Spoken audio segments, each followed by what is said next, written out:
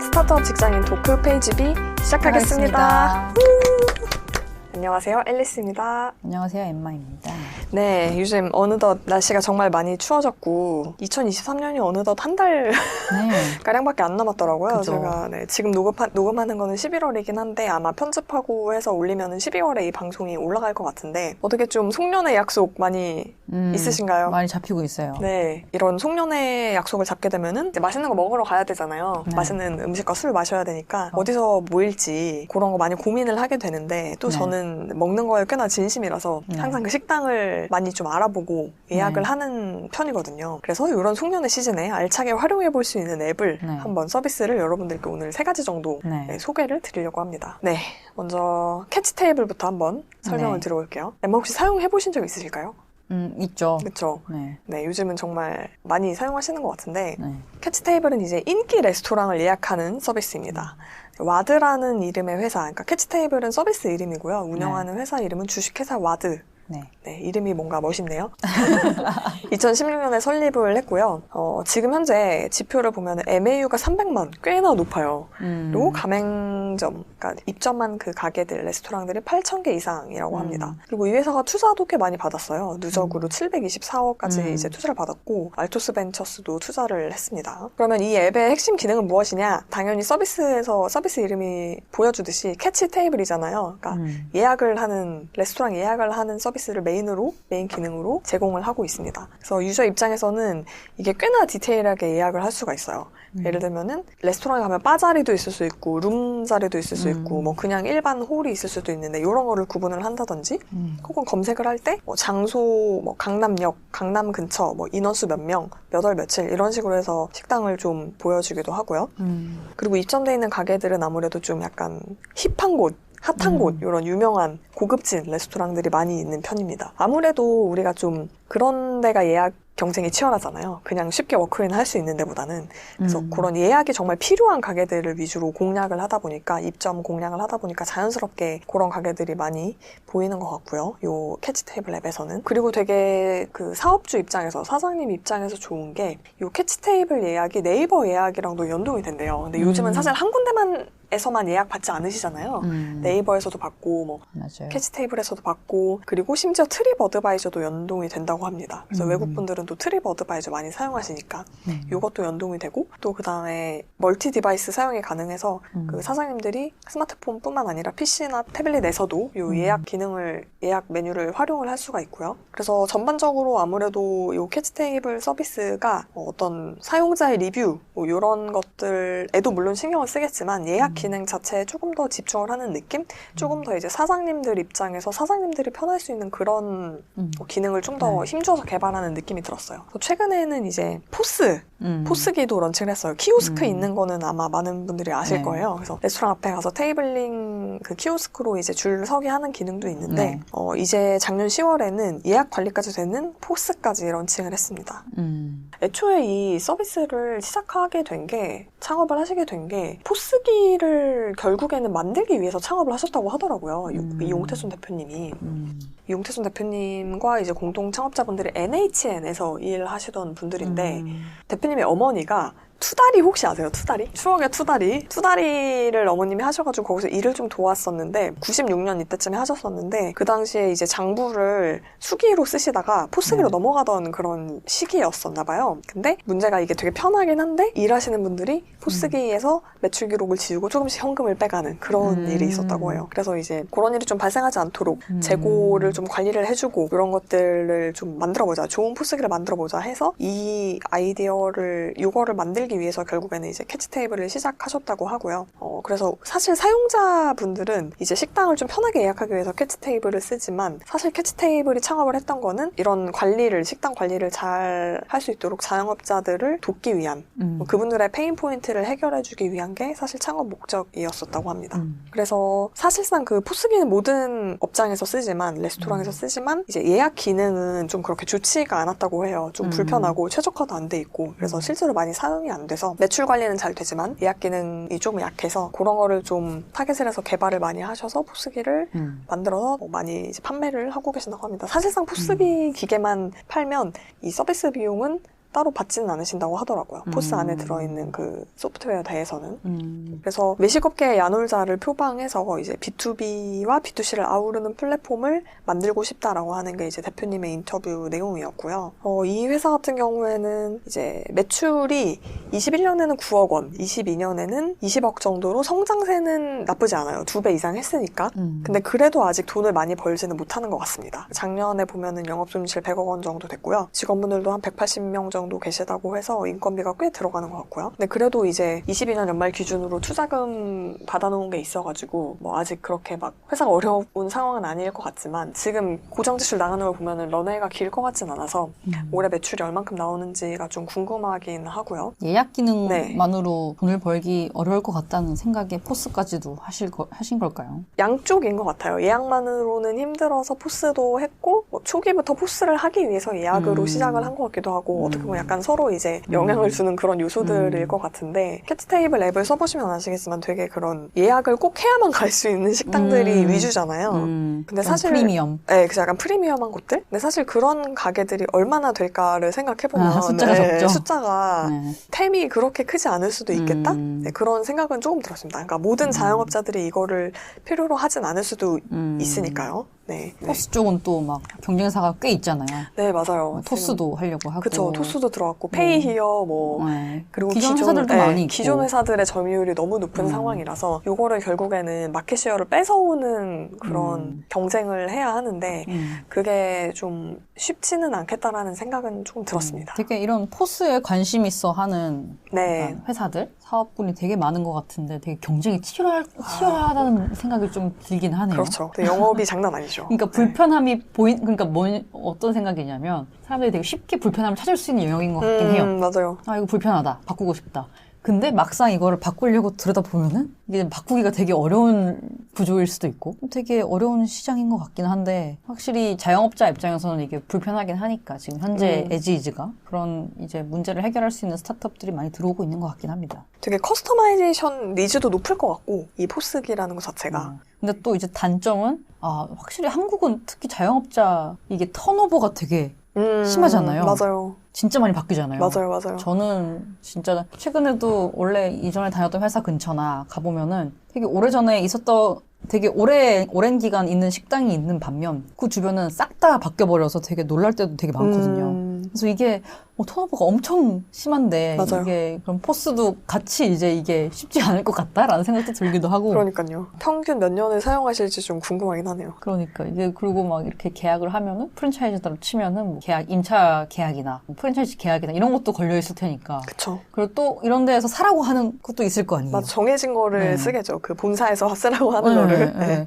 그래서 정말 이게 복잡하고 쉽지 않은 시장인 것 같긴 하다. 근데 이제 캐치테이블 같은 경우는 되게 핵심적인 건 어쨌든 예약 그 자리를 약간 선점하는 거, 네. 예약하는 기능인 것 같은데 아마 뭐 결제나 이런 것도 다 확대를 해야지 그래도 뭔가 사업성이나 확장성이나 좀 더 확보를 할 수 있지 않을까 싶긴 하네요. 지금은 사실 예약금 정도만 이제 걸어놓는 기능이 있는 것 같은데 사실 그거 식당 가가지고 결제할 때 다시 환불을 해주거든요. 이제 네, 카드로 맞아요. 결제하고 그런 맞아요. 식이어서 그래서 조금 뭐 그런 부분 아마 많이 생각을 하고 계실 것 같습니다. 네. 재밌네요. 네, 그래서 캐치테이블 한번 알아봤고요. 네. 네, 두 번째로는 와일못도 쉽게 좋은 와인을 고를 수 있도록 도와주는 와인의 비비노. 네, 비비노에 대해서 설명을 드릴 건데 한번 사용해보신 적 혹시 있으세요? 있어요. 와인 좋아하시나요? 가끔 마시는데 이게 뭔지를 모르니까 맞아. 비비노 하면은 이제 카메라로 딱 찍으면은 나오니까 그쵸. 되게 편해서 바로 그 앱입니다.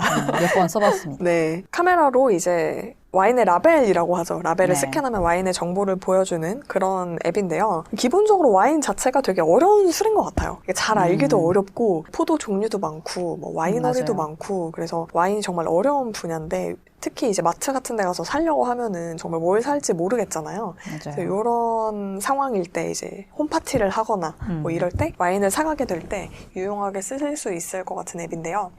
먼저 비비노 회사를 소개드리면 2010년에 창업을 했습니다. 꽤 됐죠. 그리고 직원이 한 300명 정도 되고요. 창업자들은 덴마크 코펜하겐에서 창업을 했는데 나중에는 이제 미국 샌프란으로 본사는 옮겼고요. 샌프란시스코로. 그래서 비비노는 세계에서 가장 큰 와인 앱이자 와인 마켓플레이스입니다. 지표를 보면은 유저 수가 6,500만 유저고 리뷰가 1억 개에 가까운 리뷰를 지금 쌓았고요. 글로벌하네요. 네, 별점도 2억 8천만 개 정도, 그다음에 와인 1,700만 개 정도의 정보를 가지고 있습니다. 핵심 기능은 아까 말씀하셨던 것처럼 와인 라벨을 스캔해서 와인에 대한 정보를 알 수 있는 거고요. 뭐 가격뿐만 아니라 별점, 당도, 산도, 그 와인을 고를 때 우리가 생각하는 그런 것들 있잖아요. 뭐 드라이한지 달콤한지 뭐 이런 것들 마셔본 사람들의 리뷰까지 이제 확인을 할 수 있고요. 뿐만 아니라 생산지별로, 나라별로, 페어링하는 음식별로, 포도 종류별로도 와인을 검색하실 수가 있습니다. 그래서 일단은 무료로 이 와인 검색은 이용을 하실 수가 있고, 유료 회원한테는 와인 리스트를 스캔해서 정보를 알려준다거나, 그리고 어떤 와인을 당신이 좋아할지 뭐 알려준다거나 이런 조금 더 디테일한 기능들이 들어가 있는 유료 기능도 있습니다. 그래서 이 회사의 재밌는 점은 어쨌든 데이터를 처음에 모아야 되는 비즈니스잖아요. 그래서 처음에 창업자들이 직접 이제 라벨을 입력하다가 나중에는 역시나 이제 인도 형님들께 외주를 줘가지고 50명의 인도 그 컨트랙터들한테 25,000개의 사진을 한 땀 한 땀 했다고 하는데, 그러면 약간 리멤버가 생각나는데요. 명함. 그쵸. 처음에.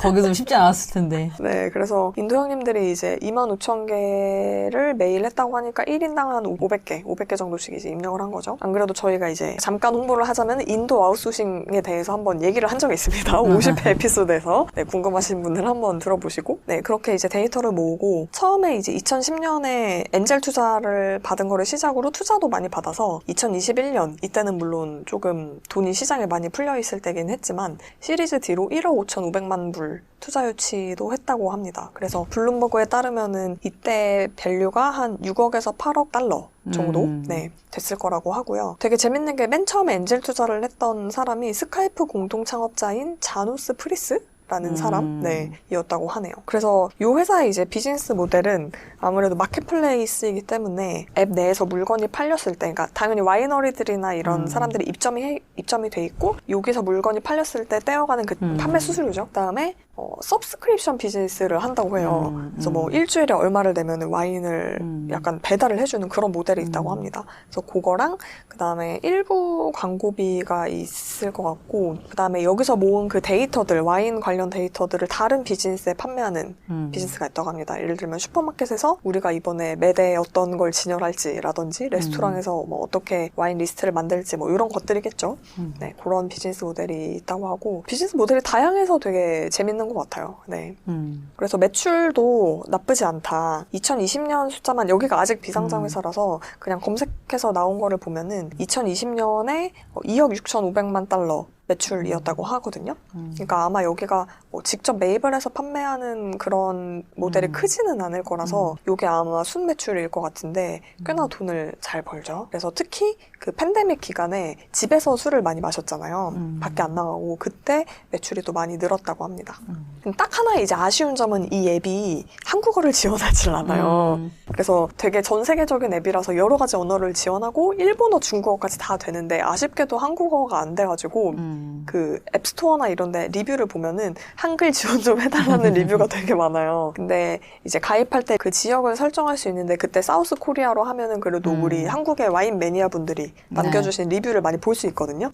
네, 그래서 뭐 사용하시는 데는 큰 문제는 없으실 것 같고, 또 우리나라 분들의 리뷰뿐만 아니라 다른 나라 분들의 리뷰를 보는 것도 나름 재미있을 것 같아서 와인을 사실 때 요거를 한번 사용을 해보셔도 좋을 것 같습니다. 네. 되게 오래된 회사였네요. 네, 생각보다. 네, 오래됐더라고요. 사실 이런 와인 앱이 이 회사가 처음에 그 비즈니스를 시작할 때에 없지 않았대요. 이런 마켓플레이스나 와인 데이터를 모은 회사가 없지 않았는데, 이 회사가 그 경쟁을 뚫고 그래도 잘 자리를 잡은 것 같습니다. 그다음에 세 번째로, 조금 낯선 분들도 계실 수 있을 것 같은데, 맛집에 진심인 사람들의 SNS 볼레를 한번 가져와 봤는데요. 요거 혹시 들어보신 적 있으신가요?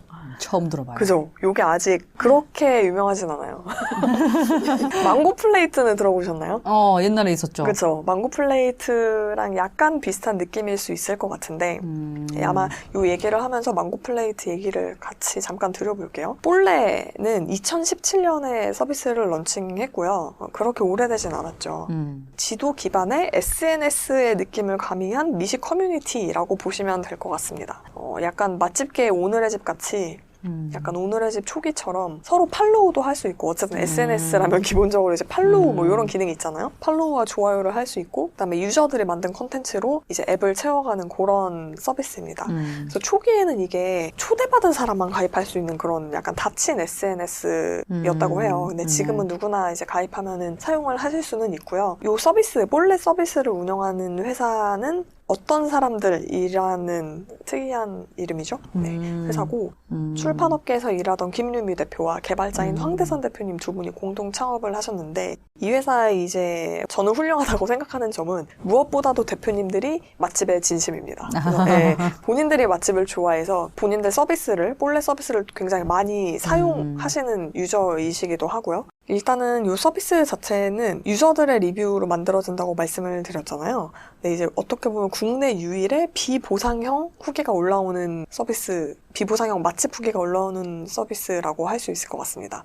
그래서 더 신뢰도가 높다라고 할 수 있는데요. 보통은 이제 네이버 블로그 같은 데도 보면은 이제 뭔가 광고로 그런 원고료를 받고 글을 쓴다거나 뭐 이런 게 있을 수 있고 유튜브도 조회수가 많이 나오면 수익을 받고 이런 식의 보상이 있잖아요. 금전적인. 근데 여기는 그런 게 아예 없습니다. 유일한 보상은 이제 이 앱 내에서 쌓는 그런 정신적 리워드 같은 것, 뭐 좋아요를 누른다거나 뭐 이런 것들, 팔로워가 늘어난다거나 이런 것들이 될 수 있을 것 같고요. 동네 먹장이라는 이제 랭킹 같은 것도 좀 만드시더라고요. 그래서 그런 것들이 유저들이 받는 이제 리워드라고 할 수 있을 것 같고요.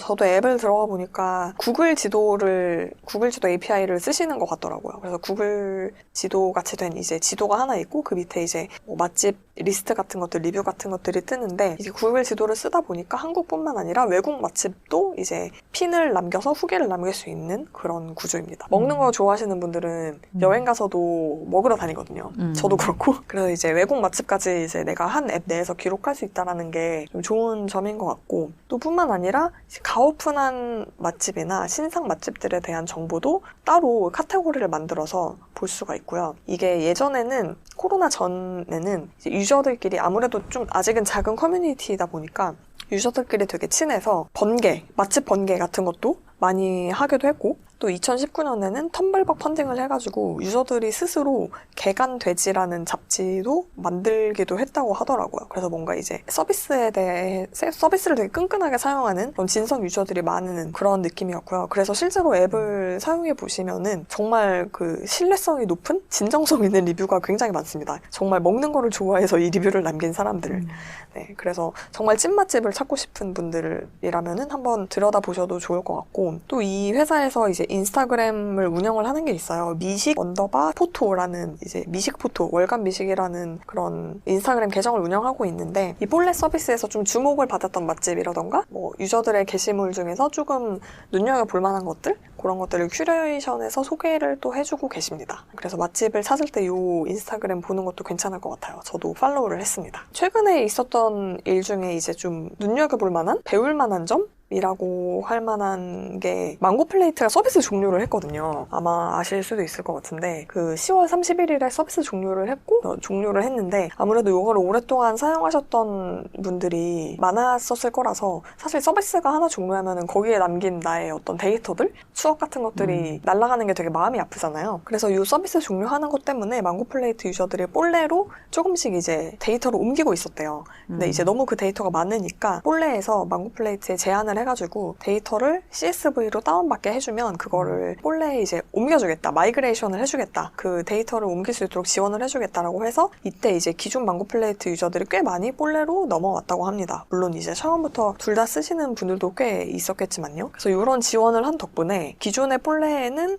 이제 국내 25만 개, 해외 2만 개 장소에 누적 90만 개 정도의 광고 없는 찐 리뷰가 누적이 되어 있었는데 그 망고 플레이트 유저들, 기존 유저들의 70% 이상이 데이터 이전 신청을 해가지고 지금 이전된 리뷰 수가 10만 개, 그러니까 기존에 90만 개를 쌓았는데 거기 10만 개가 더해진 거죠. 며칠 사이에. 그다음에 사준수도 50만 개 정도로 기존 망고 플레이트 데이터의 한 10%를 넘는 양이 이제 볼레로 이전이 됐다고 합니다. 윈윈을 하지 않았나 싶어요. 데이터를 좀 가져오고 그리고 유저들도 새롭게 뭔가 이제 맛집 커뮤니티 활동을 할 수 있는 볼레로 이사를 하게 되고 그래서 이게 되게 괜찮았던 액션이 아니었나? 이런 생각이 좀 듭니다. 그리고 이게 아무래도 지도 기반으로 맛집을 리뷰하는 앱이다 보니까 지도 기반으로 좀 로컬 정보 앱으로 확장을 할 가능성도 있을 것 같아요. 왜냐면은 맛집을 많이 가는데 맛집 옆에 다른 데를 갈 수도 있는 거잖아요. 뭐 맛집 옆에 어떤 공간이라든지 뭐 쇼핑이라든지 이런 리뷰들도 같이 남길 수 있는 거기 때문에 뭐 그런 리뷰도 사실 이미 조금씩 쌓고 계신 것 같고, 이제 가장 궁금한 거는 수익화. 돈을 어떻게 버느냐가 이제 가장 어떻게 보면 궁금해지는 부분인데, 사실 여기어때가 망고플레이트를 인수하고 나서 결국 공식적으로는 이제 수익성이 안 좋다, 이 비즈니스의 수익성이 안 좋다는 이유로 망고플레이트 서비스를 종료를 해버렸잖아요. 그래서 제가 느낀 거는 이제 한국에서 자영업 그 시장 사장님들 뿐만 아니라 이런 플랫폼 자체도 꽤나 경쟁이 심한 시장인 건 맞는 것 같다. 워낙 이제 비슷한 서비스를 제공하는 곳들이 많아서 뭔가 수익화 모델이 딱 이제 나와 있지는 않은 상황이라서 약간 더 커뮤니티에 가까운, 맛있는 거 좋아하는 사람들끼리 이제 찐 리뷰 남기고 서로 막 뭐 먹으러 가는지 구경하고 이런 느낌이 아직은 더 큰데, 그래서 이제 수익화가 조금 더 많은 고민이 필요하긴 할 것 같다.